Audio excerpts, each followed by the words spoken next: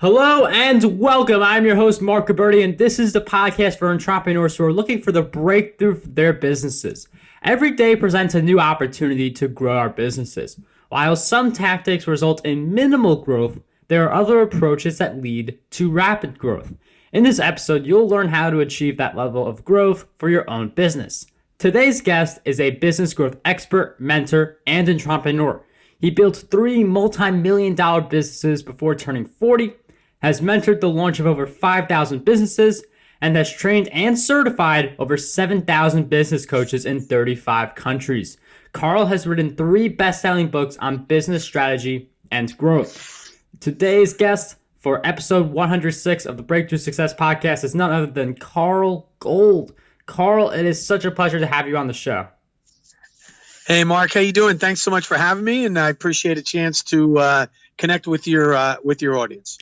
Carl, it is such a pleasure to have you on the Breakthrough Success Podcast, and I'm really looking forward to diving into how we can expand our growth and our businesses. But I'd love to get some backstory first. So why did you become an entrepreneur? Well, I think I probably, no matter what story I'm about to tell you, I think I probably would have ended up there anyway, because I think it's kind of in my DNA. But I was going to college for accounting and finance, and I broke my leg pretty badly in my second year, and I had to leave school. And 6 months later, no money, no place, living at home. I said, you know what, I need to start making a living, and I didn't want to just have a job. I've had plenty of those, and so I wanted to start something that was going to be long lasting. And I knew about landscaping because I had done it. I grew up in construction, so I started a landscaping company and thought I would give it a try, see if I had what it took. And that business doubled each year in its first 6 years before I sold it. So I realized, you know what, this entrepreneurial thing's for me. I can do this. I can do it well. And, I got my first lesson at 18. So there I was out there trying to make it happen in my own business. It's really great to see that you started thinking this way at a young age. And I know people say that to me, but I love seeing anyone thinking that being an entrepreneur at a young age and being able to pursue your dreams, because age is we should not limit ourselves based on age. Age is not a limit to success.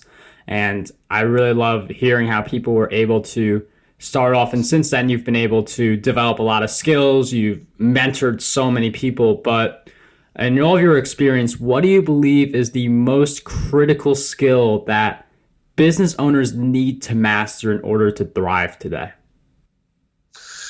Well, I'll tell you, there's a couple ways to answer that, and knowing the focus of your audience is the younger entrepreneur, the emerging entrepreneur. In the beginning, you have to have just what I would call stupid persistence. Like you've literally eradicated the word no out of your language. You don't hear the word, you don't respond to the word. It doesn't have a meaning. And you just have to have the ability to just relentlessly pursue your idea, tweak it. I'm not saying be unintelligent about this, even though I used the word stupid already. But the idea here is that whatever you're about to do, you're going to have to overcome a tremendous amount of negative reinforcement. When I wanted to start my business, someone else said, "What, are you kidding me? You're going to school for accounting. You should become an accountant. It's nice and safe and secure." And most people want to keep you secure. So in the beginning, you need to have that ability to blast through all of the no's, and you will get a lot of them. Number 2, you need to be able to sell and market your idea. If you cannot be a person of persuasion early on as a critical skill, by the way, that'll last ongoing. You're not going to make it as an entrepreneur, because no matter what business you get into, be well aware that you are in the sales and marketing business, no matter what your product is. And you have to be constantly, relentlessly marketing the message of your business. And if you don't, someone's going to run right past you. Just look no further than BlackBerry, and you'll get the lesson right there. And you have to be willing to be bold and differentiate yourself in a way where you really stand out. Your goal in the beginning is to become a unicorn. Even if you're in a commoditized industry, you've got to become the unicorn of that niche. And so you've got to and that takes a certain amount of intestinal fortitude, and you've got to be willing to being in your own business, especially in the beginning, is like writing your own eHarmony ad and then saying it to everybody who will listen. Well, what's about me? Well, let me tell you about what I'm doing and what my business is and why should you care? You have to, in the beginning, you just have to be very persistent and persuasive with that. Now, once we call that group of entrepreneurs the entrepreneur who wants to make it. They want to make something of themselves, Mark. But then at some point, you're going to reach a certain amount of your goals. You're going to hit it. You're going to hustle your way to a comfortable revenue and income amount. And then you're going to say, wow, I have something pretty good here. I don't want to screw it up. And so we have the I want to make it entrepreneur, and then we have the long haul. I don't want to screw it up entrepreneur. If you're the I don't want to screw it up entrepreneur, you have to master the art of letting go and delegating to other people. You have to be able to empower others to be the star. That's number one. Number two, you have to have a systems and process paradigm and way of thinking. Everything becomes a process once you have hit a certain level and you want to have a sustainable company. You go to the bathroom, there's a process for that. You turn the alarm on, there's a process for that. You shut your computer off, there's a process for that. I mean, literally, it's like the playbook at a football game. That ball does not snap without everybody knowing all the plays, right? And there's a way to run every single play. And then number three is the same one as the early on is you have to be a person of persuasion that just never ends. And you can't automate it. You can't make it, you can't make it perfectly efficient. There's always going to be that part where you're going to have to be the ambassador of the brand, and that just never ends. And so if you can, as the entrepreneur, you can wrap your head around both sets of characteristics and you're willing to take those on, then you'll be very, very successful as an entrepreneur. You're not willing to take any one of those on, you're not going to make it. You'll be working for somebody after too long. Carl, thank you for sharing those great skills that we need to develop. I mean, it's really important with the persistence. Like, there are so many entrepreneurs who can relate to their ideas getting rejected before they had all their clout. All the different hurdles that they have to go through to this day. And it happens whether you're a newbie or you're someone who's made it. You are still have to use that persistence to get through the initial downturns and the ones that keep coming up. And I'd like to focus more on the entrepreneur who's trying to make it. So with that in mind, I'm wondering if you could share with us some of your top growth hacks for expanding our businesses. Sure. So one of the first lessons I got, I'm so grateful for it because I got it very early on in my career, was when I started my landscaping company, I went out on my first 3 appointments and I won. I got all 3. I was 3 for 3. I couldn't believe it. I'm like, wow, I must be good at landscaping. Like, holy crap. I thought I was going to be an accountant. I was going to be a finance. Oh, man. Screw that. I'm in landscaping, baby. Look out, And I had such tremendous early success. I thought like, well, maybe this is my calling. Like I must just, forget this whole pushing, paperwork in an office. I should be out here doing this. And so my father says to me, hey, Carl, why don't you go back to the people who hired you and ask them why they did it? So that way you know what the reason was that convinced them. And the number one overwhelmingly majority answer I got was that, Carl, you were the one who showed up. That's why you got the job. And I thought, really? Like, that was the reason? They're like, well, yeah, we called 5 of you people and 3 of you called back, and you're the only one. You all promised a proposal and a return visit, but you were the only one who came back. So we gave you the job. And I realized, holy cow, I if I show up, that I'm beating a lot of my competitors just by answering the phone call and showing up. So one of the growth hacks I found very early on was I listened to all the complaints that I heard all of my first year. And the next year, I took the complaints, I took the objections and the complaints. Everybody was telling me about contractors. You contractors don't call up, call back, you're not responsive. You tell me one thing and you promise me one thing, you do another. You can never guarantee an end finish time. You can never guarantee a price. I just took the top 5 complaints and I rolled it into my business plan and I made a promise. These 5 things, I'm sorry if you had to deal with this with other contractors. I promise you will never have to deal with this with me if you're my client. And they were like, wow. But I charged a high premium. And even though, Mark, this was at a time when the economy was struggling, especially real estate was down, I was charging ultra premium rates and nobody else could figure out why I was getting these rates. I even had somebody sit me down, lecture me. They told me my pricing was obnoxious. That's what they said to me. 5 minutes later, they hired me. I couldn't believe it. I walked out of there. I'm like, what just happened? But here's what I learned. I learned that if you handle the top pain points of your prospects, they'll pay almost anything for it. And the person who even answers the ad, who even reads the blog and says, yeah, that's me. I'm mad about that too. They're a passionate buyer and they will pay a premium for the intangibles. As a matter of fact, they'll pay more for the intangibles sometimes than they will the utility of the product or the service. So that was one of my growth hacks right from the start. Number 1, raise your prices. Anyone who's listening right now, I'll give you a formula for how much you can raise your prices right now. So I'm going to throw out a number. You tell me what percentage of your current clientele would abandon you because your prices are too high.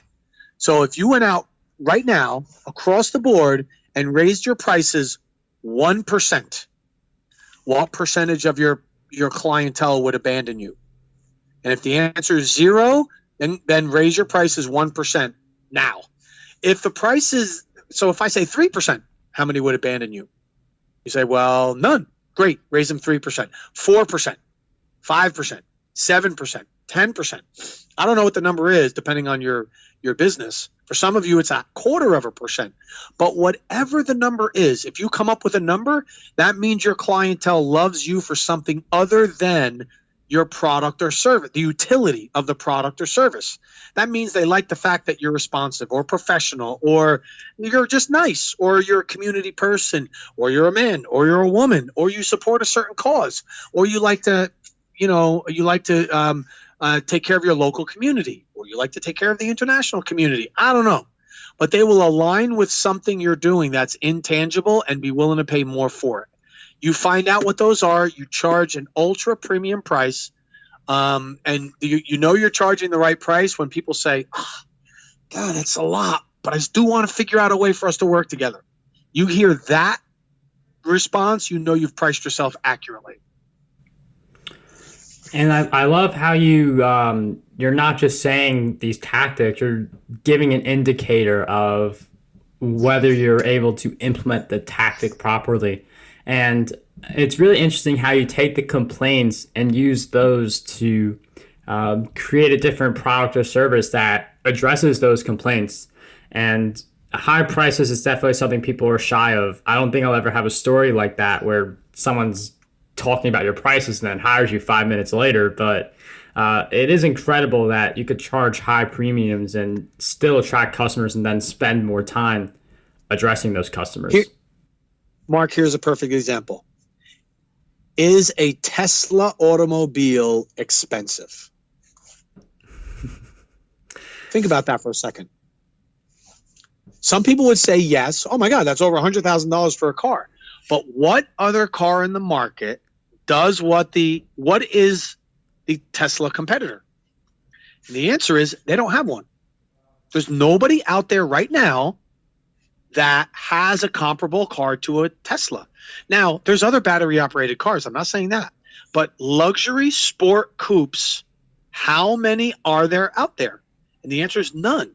So is a Tesla expensive?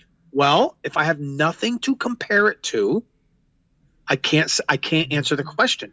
We might find out that another car company comes along and says, holy crap, I can't do a Tesla, Ken, for anything under 300,000.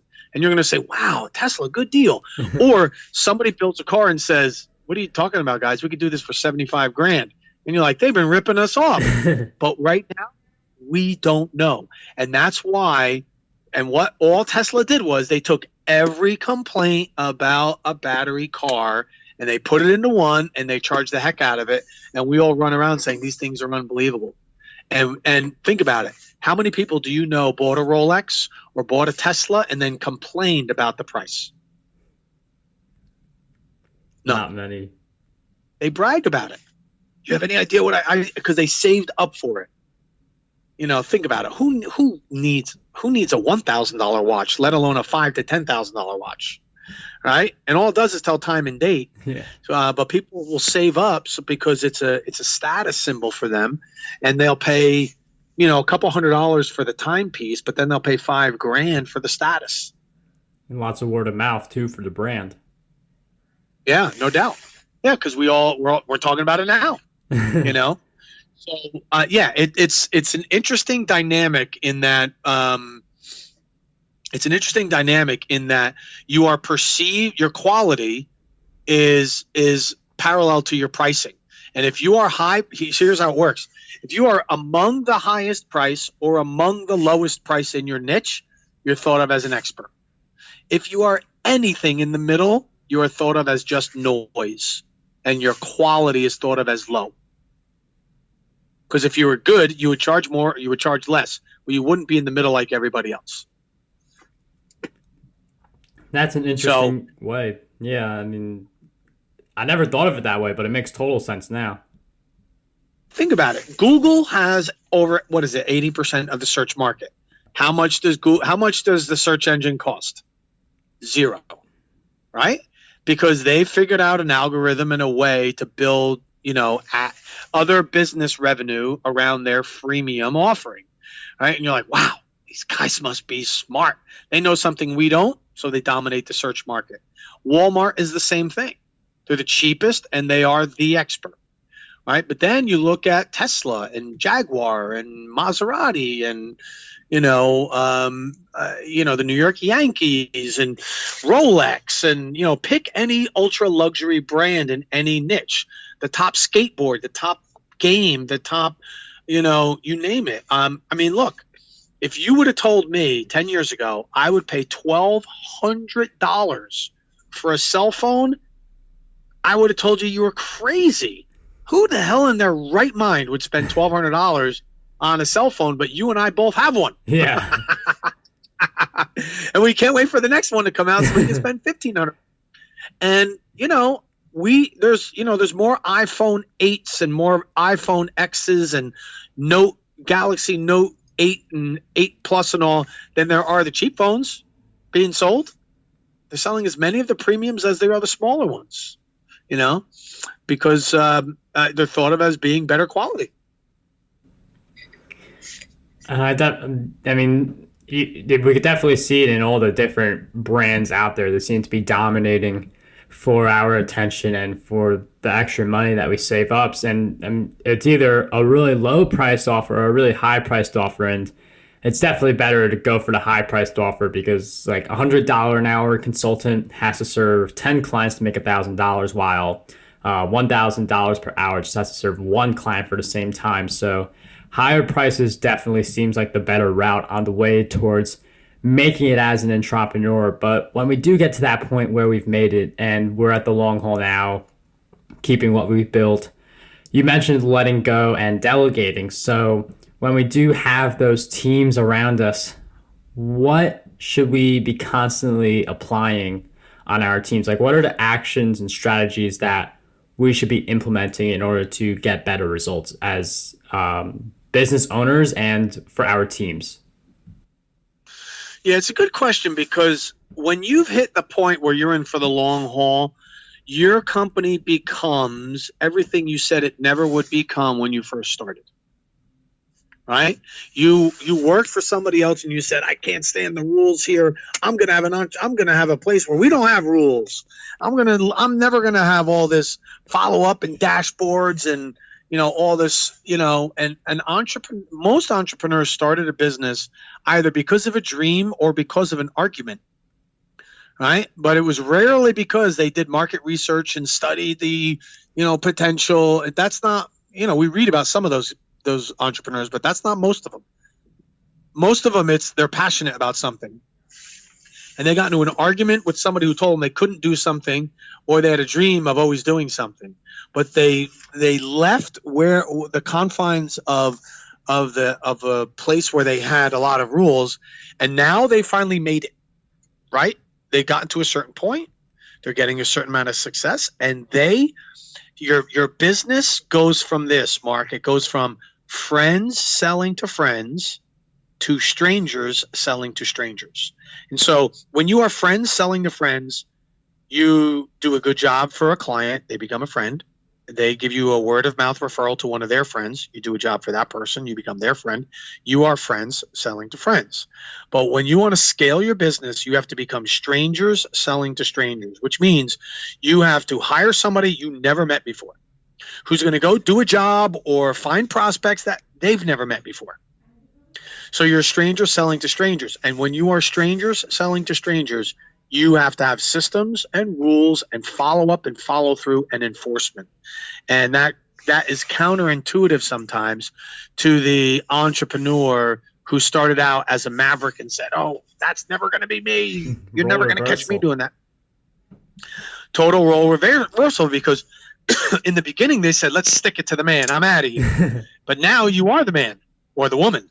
And you're only sticking it to yourself if you don't comply. You're sabotaging your own set of rules. So they have to become more rules and structure and at least framework driven. And they have to develop that skill of follow up and follow through, which goes along with delegation. I'm going to hand you something to do, but I am going to follow up. And here's my follow through process. We're using this app or this calendar or this meeting or this process map, you name it. But here's what I expect. And your results are going to go up on that dashboard. And if the results are, turn the font turns red instead of green, then you're in trouble. You have plenty to be worried about. And if it turns green, we've got a lot to celebrate, but you have to become that person where it's not as much about the product anymore. It's about the process. And I mean, as you go through the process of being an entrepreneur, your whole approach will change as you go on. And one of the things with entrepreneurs is we're constantly setting new goals for us, trying to reach our full potential, but not all entrepreneurs seem to be reaching that potential. So what do you think holds most people back from reaching their full potential? It's part of it's nature and part of it's nurture. The nature part, Mark, is that their ego just gets in the way, or they can't let go. Most entrepreneurs are control freaks.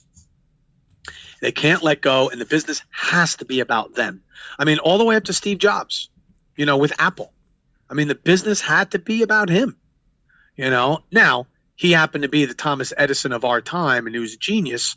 So that worked well for the company, but it didn't, Bill Gates, it didn't have to be about Bill Gates. He just, he didn't care about that, now, but there's plenty of ways to get there, but where we see most entrepreneurs screw up is when they can't let their ego get out of the way and they can't let their team succeed, even greater than they do, and them be the focus. So that's the nature part. The nurture part is, look, most entrepreneurs don't realize that your passion for your product and the skill to deliver that product and the management of the scalable systems are two totally different skill sets, and they're opposing skill sets. So oftentimes what makes you really good as an operator makes you very poor as a manager, and vice versa. The top athletes you've ever seen on TV, they rarely become good coaches. Rarely. Because a player on the field isn't observing the whole game. They're doing their part, right? Some better than others, but their area of focus is different. Take the top coaches in any field, anywhere. They probably weren't the top, with a few exceptions. They weren't the top players. They were usually borderline players who were very observant of the overall game. So the nurture part is the conditioning. A lot of entrepreneurs just don't have the skill set for management. Scaling, growing your business, going from zero to like $1 million is not hard. Staying there is hard. Managing growth is a lot harder than getting the growth in the first place. Even though some of your listeners are saying, well, I'll take the growth. I'll figure that out when I get there. You probably will, but the reality is that it's a lot harder. And most people think, well, I'll just sell my way out of the problem. They don't. They normally sell their way into their problem. And because they are, building the systems and the processes and the day in, day out disciplines is not always as sexy as the growth side. Just because you did your huddle this morning, they don't put you on the cover of Inc. magazine. All right. But if I just saw some movie last night where some guy got entrepreneurial, made millions of dollars, then got caught by the government and lost millions of dollars and then got the millions back. And I mean, such a roller coaster ride. They make movies about that, but they don't make movies about the guy who the lady who gets up at 9 o'clock, does their job, follows the process, then goes home that next day and then does it over again. That's not the sexy part of business, but it is the scalable and it is the much more profitable part of business. And it's interesting how you mentioned it's harder to hold on to the growth once you obtain it. And I think part of the reason it's hard is also because people start to expect more of it from you. Like if you post like income reports, people are going to check on you every month. They're going to expect you to hit a certain income. So you have more eyes watching you also once you achieve that growth. But on our way towards growth, we're going to face certain challenges along the way. So, Carl, I'm wondering if you could share with us one big challenge you faced in your journey and a powerful lesson you learned during that challenge. So, one of the things I'm probably most proud of in my business life was in 1996, I was in my construction company and I realized it wasn't my passion. And I decided to get into coaching and speaking and consulting when the industry was nothing like it is today. In other words, the job I have today didn't exist back then. And I still, I took the plunge and re-engineered my life and still went for it. And I launched the business that I have today in 2002. So 2001, I should say. But probably the biggest thing, from an operational standpoint that I've done as an entrepreneur was utilizing my team smart. Like one of the things I've learned well is how to delegate. And I just get, because I've adapted the skill of training and mentoring and delegating and teaching people how to do, not all of what I do, but parts of what I do in some cases. I'm able to duplicate myself. So anytime I could bring somebody on the team, teach them what I do, or teach them a function in the job, I've duplicated myself. And so my goal is to, have 1,000, then 1 million, people that are out there, following our system. And every time I do that, I get to duplicate myself. So those are the two things that stand out for me as just really areas that I think I've made my impact. And that ability to duplicate yourself so that you're able to get more done and spread your message is a very powerful ability to have, where you have people who are able to help you out with that. And one of the questions that I would like to transition to, this is a question that is based on me being a bookworm and a lot of other people reading books also. So, Carl, what are 3 great books that you believe would help us grow our businesses to the next level? Well, I could tell you two books I'm reading right now that I think your listeners would love. One is called The Machine, and it's a great book on how to segment your sales process. The other one is called the Sales Acceleration Formula. I would definitely check those two out. And Entrepreneurs, so the rest of your life doesn't flame out in a way, doesn't crash and burn because of your business success. Check out the book by Jim Shields called The Family Board Meeting. Those would be 3 books right now that I'd highly recommend. Shows you how to run an entrepreneurial family and use a traditional business board meeting as a family style meeting. It's a pretty cool book. That definitely sounds like an interesting idea, and those 3 book recommendations are really great and definitely going to help us achieve more as we go into the new year. Granted, this is coming out at the end of February, but as we go towards our goals. But before we conclude, I would like to flip the tables a little bit. So what is one question that you believe we need to be asking ourselves more often? Good question. How can I service my client at an even deeper level than I already do right now? How can I invade their privacy in my area of business, in my particular, not literally in every area of their life, but in the area of their life that I am relevant to? How can I invade their privacy, communicate with them more, and engage with them at an even deeper level and take away one more sleepless night that they have right now? Carl, I absolutely love that question, and it seems to be the crux of everything else happening within this interview, where it's just a focus on the client, a focus on serving them better. And that is a great question to ask ourselves, and also a great way to cap this interview. Oh, great. I'm glad you enjoyed it. All right, Breakthrough Success listeners, if you want to learn more about Carl and follow what he's doing, you can head over to carlgould.com, Gould, Gould, and you can get a free coaching session, also a business analysis, where you'll learn about 5 distinct growth strategies for your businesses. It's up to 2 hours for a coaching session. This is 100% free. Just contact him on his site. Let him know that you want the free coaching session business analysis, and that's the offer that Carl has graciously provided for us. I highly recommend you utilize it if you want your business to soar. Carl, it has been such a pleasure to have you on the show.